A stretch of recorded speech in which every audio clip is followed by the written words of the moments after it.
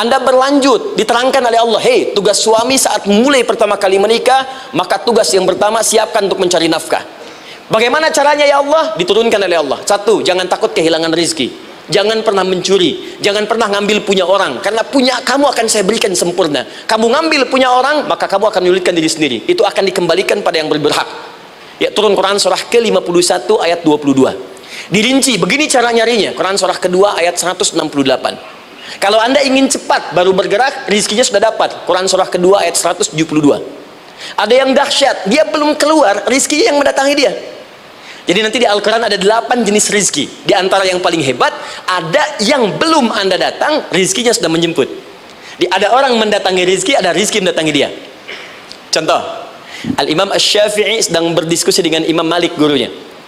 Kata Imam Asy-Syafi'i, Syekh, rizki itu mesti saya cari dulu, baru kita dapat. Kata gurunya, ya Syafi'i, ada rizki yang cukup kita beramal dekat kepada Allah, dia akan datang tanpa kita cari dengan ikhtiar manusia. Kata Syafi'i, mustahil. Kata Quran kan kita kerja dulu baru datang. Kata Imam Malik, gurunya, kamu yang belum sampai, kita amalkan ini, rizki datang. Maka berhenti sampai di situ. Imam Syafi'i pamit. Di jalan tiba-tiba beliau mendapati ada panen anggur, Pak, Bu. Terus dipanggil sama yang punya kebun. Ya, pemuda, katanya, sini, mau bantu nggak? Kalau kamu bantu, kami berikan anggurnya. Maka beliau bantu panen, petik, sampai setelah selesai diberikan anggur yang besar-besar, hanum, senyum, senang beliau. Ternyata senangnya bukan karena dapat anggur, senangnya karena merasa pendapatnya benar. Kalau saya nggak bantu panen ini, nggak akan dapat saya anggur. Cuma karena saya bantu, saya diberi ini.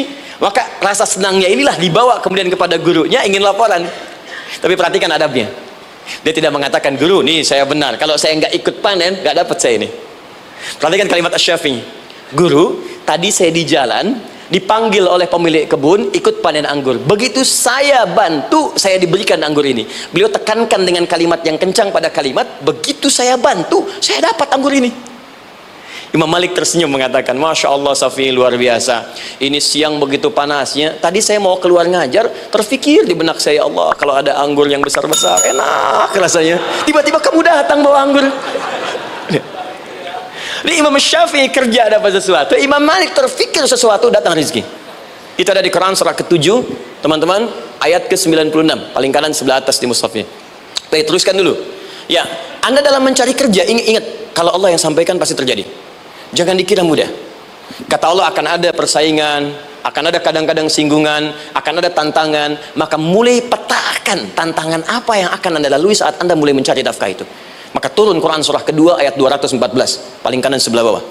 Am hasibtum an tadkhulul jannata. Hei, apa kamu mudah begitu saja mengira akan sukses dalam pekerjaanmu? Bahkan bisa diartikan surga, ingin masuk surga. Walamma ya'tikum mathalul ladzina khalau min qablikum. Sebelum engkau diuji seperti orang sukses dulu pernah sukses. Lihat mereka. Enggak ada orang sukses yang instan. Cuman balikan telapak tangan dapat, tidak. Kata Allah, lihat orang-orang dulu. Lihat orang-orang hebat dulu, bagaimana mereka bisa kaya, bisa sukses, bisa punya posisi. Masat umul ba'sa, petakan olehmu tantangan apa yang akan dihadapi saat engkau bekerja itu. Satu, kata Allah, ba'sun, ada yang ringan. Ya, ba's, ba'sa, jama' dari kata ba'sun.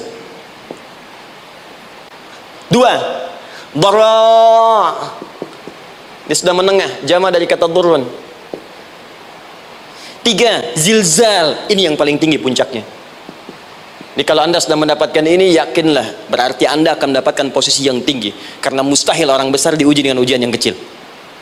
Zilzal, ini bagian ketiga.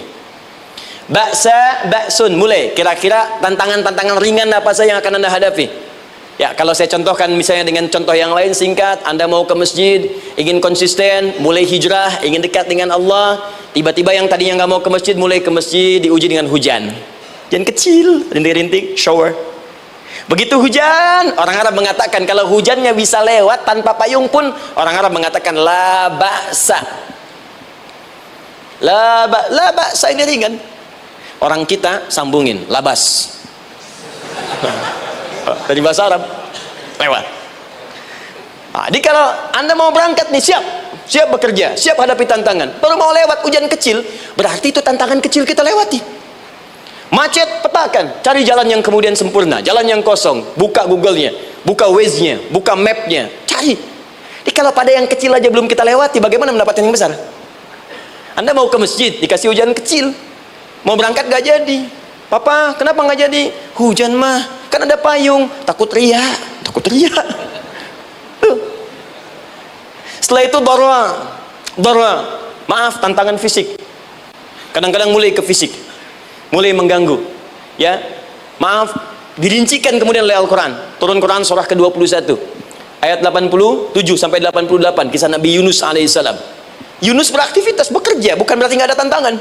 Kadang-kadang dibawa, kadang-kadang diusir, kadang-kadang Anda dapat misalnya proyek, kadang-kadang sudah mulai masukkan tender, tiba-tiba gagal, diserobot orang, kadang-kadang orang yang dapat, Anda yang ngajukan, itu biasa. Kata Allah itu biasa, bukan cuma Anda, yang lain pun ada. Bukankah Allah ajarkan kisah Sayyidah Hajar alaihissalam dengan Ismail? Bukankah bolak-balik naik Safa Marwah, kadang di atas, kadang di bawah, kadang lihat peluang sampai Marwah ternyata bukan air. Terkadang Anda yang bekerja, tim yang lain yang mendapatkan karena kerja keras Anda, bisa jadi terjadi. Bukankah yang kerja keras Hajar yang dapat Ismail? Mungkin Anda yang konsep, yang dapat minyaknya orang lain. Mungkin Anda yang kerjakan, yang suksesnya teman Anda, gak ada masalah.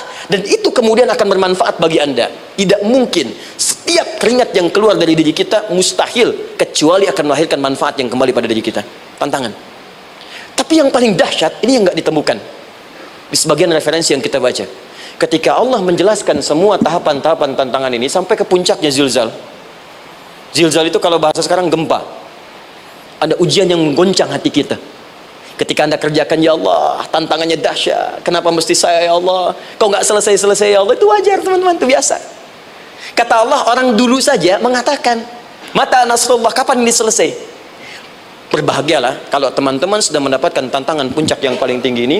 Ini artinya Allah sedang mempersiapkan Anda menjadi orang besar di kemudian hari. Dan cara mengatasinya diturunkan Quran surah ketiga ayat 142, paling kiri sebelah atas. Perhatikan dahsyatnya. Yang pertama diterangkan tantangannya, yang kedua dijelaskan cara mengatasinya. Saya mau berhenti sampai di titik ini, nanti saya terangkan cara berinteraksi dengan Al-Quran. Ya, perhatikan baik-baik. Kata Allah, jika kelak engkau sudah bisa memetakan tantangan ini, maka siapkan solusi untuk mengatasinya. Ayatnya dibuka dengan kalimat yang sama persis. Saya pernah sampaikan teori ini di dua perusahaan besar di Indonesia. Yang pertama, ada salah satu perusahaan, karena ini direkam saya nggak sebutkan perusahaannya, perusahaan otomotif besar, sedang turun gratis, kemudian juga ada inflasi yang tinggi. Terus saya terangkan teori Quran, dia praktekkan berhasil, Pak. Padahal saat itu saya presentasi di depan non-muslim, sales-salesnya se-Indonesia dikumpulkan, saya bedah tentang ini, dan mereka berhasil, sampai sekarang naik lagi. Yang kedua sama, ini direkturnya juga non-muslim, tapi nggak apa-apa, kita diskusi dan mau mendengar teori ini dan praktekkan, naik. Ya, dulu di satu perusahaan minyak juga sedang turun, karyawan semua dikumpulkan, lalu kita bahas tentang ini, kita terangkan. Yang ini yang paling menarik dari Al-Quran. Kalimatnya sama persis. Quran surah ketiga ayat 142. Am hasibtum an tadkhulul jannata. Apa Anda duga akan begitu mudah mendapatkan kesuksesan dalam hidup? Tolong fokus baik-baik. Jangan selalu mengartikan jannah dengan surga. Karena asal kata jannah itu artinya kesuksesan, kebahagiaan yang belum tampak. Surga, kenapa disebut dengan jannah? Karena itu puncak kebahagiaan kita yang belum nampak sekarang. Saya kasih rahasia ya, ini antara kita saja nih. Kalau ada kata jim dengan nun di depannya, itu pasti tidak nampak, tersembunyi. Apapun tambahannya. Ya, misal, jin kenapa disebut dengan jin? Karena memang ketika diciptakan, dia tidak tampak, tersembunyi. Lawannya ins, karena itu kita disebut ins, karena saat lahir kita tampak. 18 kali disebutkan dalam Al-Quran. Ya ma'syaral jinni wal ins, wa ma khalaqtul jinna wal ins. Jadi jin disebut jin karena memang fitrahnya tersembunyi, gak nampak. Jadi kalau ada jin melakukan penampakan, itu jin sedang kena masalah, sedang keluar dari fitrah. Sama dengan manusia, harusnya tampak. Jadi kalau ada manusia yang senang sembunyi-sembunyi, dia sama dengan, bukan saya yang bilang, sedang punya masalah. Ke kantor sembunyi-sembunyi, hati-hati Pak Alfian tuh. Biasa ada pintu depan, masuk pintu belakang.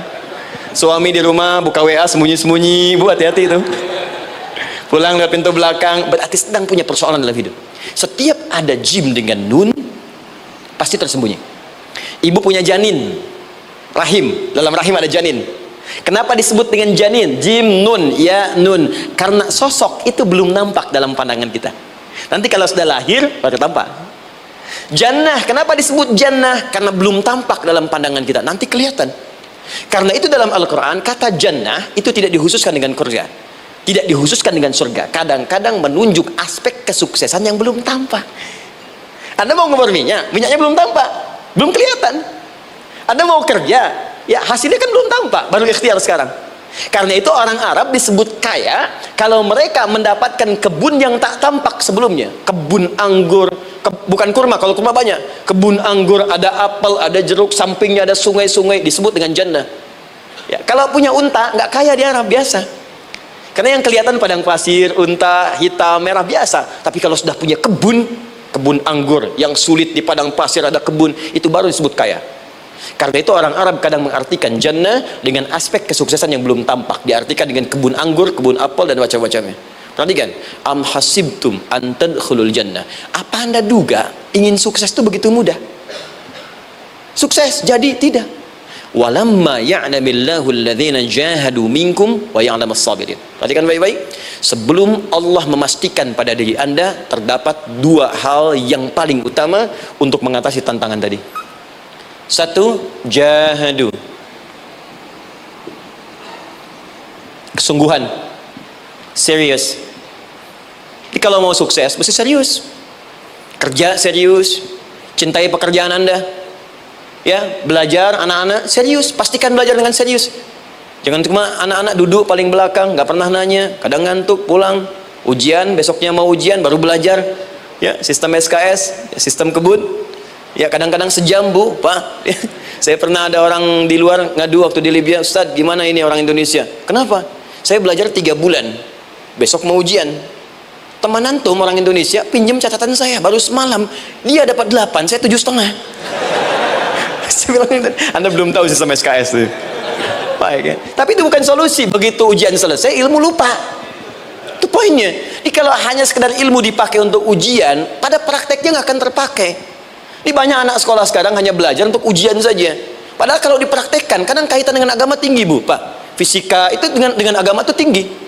Gaya F1 sama dengan F2, gaya gerak sama dengan gaya dorong. Gaya sedikit, maka keluarnya sedikit. Pukul kencang, bunyinya kencang.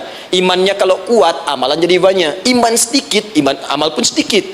F berbanding lurus dengan P, hukum Pascal. Gaya berbanding lurus dengan tekanan. Masuk bab akhlak. Makin banyak gaya, makin banyak tertekan. Nah, itulah. Gaji 5 juta, gaya 10 juta, kan? Ini serius.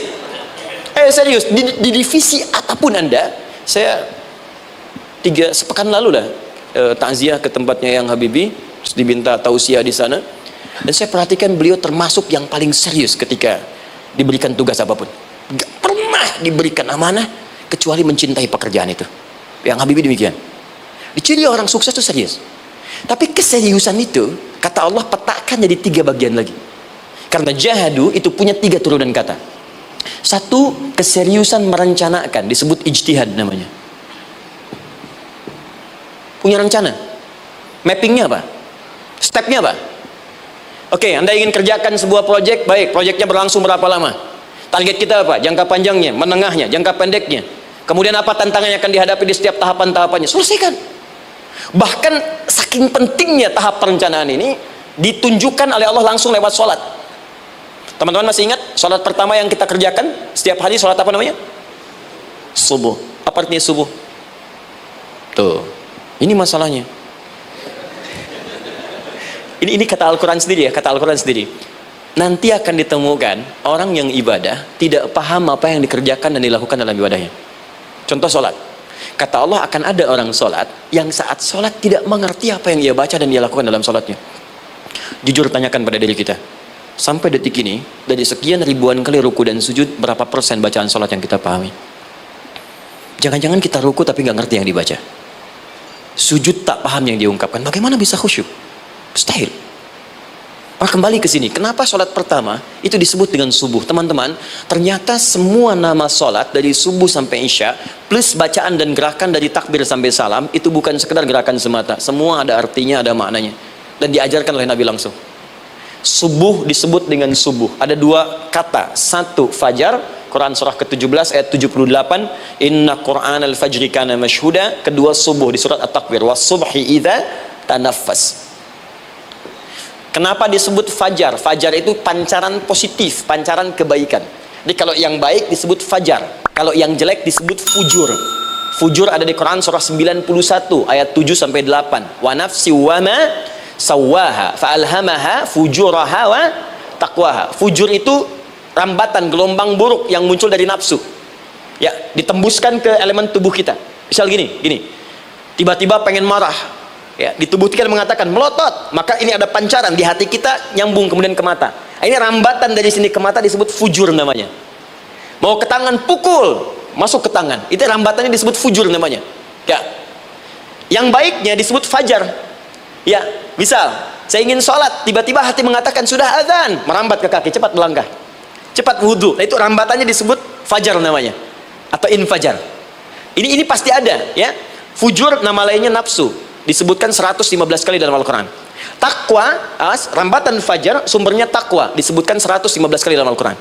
Di jiwa kita ada takwa, ada nafsu. Takwa yang dorong malaikat disebutkan 88 kali dalam Al-Quran. Nafsu yang dorong setan disebutkan sama 88 kali.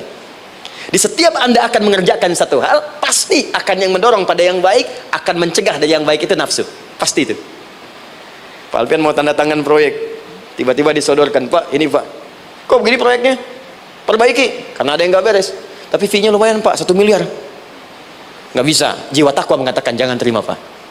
Bapak mengatakan maaf, ini jari tahiyat, gak akan pernah dipakai maksiat. Perbaiki, datang lagi. Ini Pak, kok sama? Fee-nya diperbaiki Pak, 100 miliar. Nafsunya mulai berkata, terima. Takwanya bilang, jangan. Akhirnya beliau katakan, tangan tahiyat gak akan pernah dipakai maksiat. Tapi tunggu, saya istiqoroh dulu.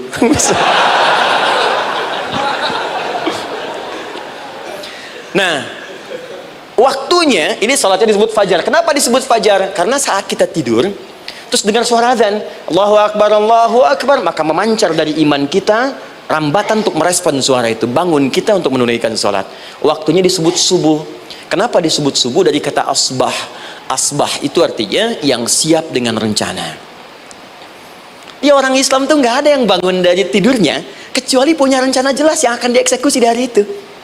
Makanya sebelum kita bekerja mengeksekusi itu, kita datang menghadap Allah supaya Allah berikan kemudahan di setiap aktivitas kita. Coba lihat manajemen Nabi. Bukankah sebelum tidur beliau istighfar dulu? Dirinci pekerjaannya, dicatat yang akan dikerjakan besok, istighfar 70 kali, 100 kali, sehingga dengan istighfar saat tidurnya tenang. Coba kita biasakan. Ada yang baca Quran, ada yang istighfar. Kalau nggak percaya silahkan cek. Begitu Anda lakukan, tidurnya enak.